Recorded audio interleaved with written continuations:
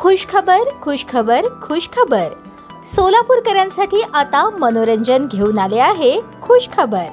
लहान चिमुकल्यांसाठी 100 रुपयात 5 खेळणे. यात मिकी माऊस, जम्पिंग जपांग, ड्रॅगन, वॉटर बोट आणि ट्रेन. आपल्या लहान चिमुकल्यांसोबत आनंदोत्सव साजरा करा. आमचा पत्ता होम मैदान, पासपोर्ट कार्यालयासमोर, सोलापूर.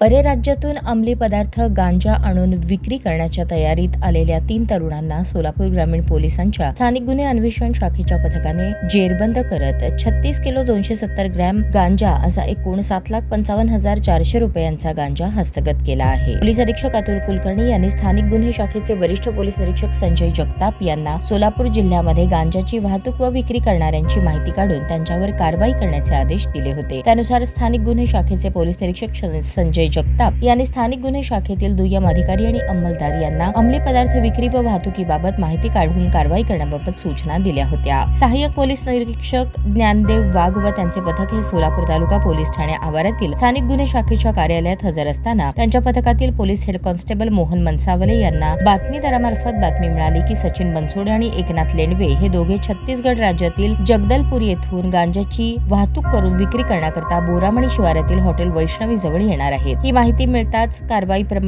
करण्याकरता वरिष्ठांची परवानगी घेऊन नमूद माहितीप्रमाणे सापळा कारवाई करण्यासाठी गेले. मिळालेल्या बातमीप्रमाणे त्या ठिकाणी हॉटेल वैष्णवी समोर डांबरी रस्त्याच्या बाजूच्या रोड लगत 2 इसम 2 मोठ्या बॅगसह उभे असल्याचे दिसले. मिळालेल्या बातमीप्रमाणे संशय आल्याने त्यांना जागीच पकडले. पकडलेल्या इसमांना त्यांचे नाव व पत्ता विचारल्यानंतर त्यांनी ओळख दिली. सचिन लक्ष्मण बनसोडे वय 39 राहणार टाकळी सिकंदर, एकनाथ नामदेव लेंडवे वय 33 राहणार मेथवडे तालुका सांगोला अशी सांगितली.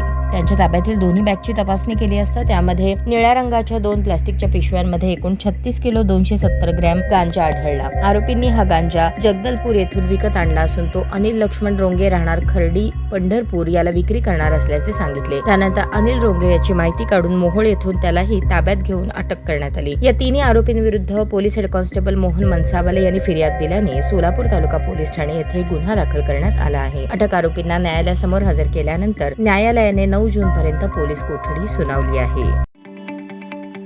ताज्या बातम्या पाहण्यासाठी प्राईम महाराष्ट्र न्यूज चॅनलला सबस्क्राईब करा.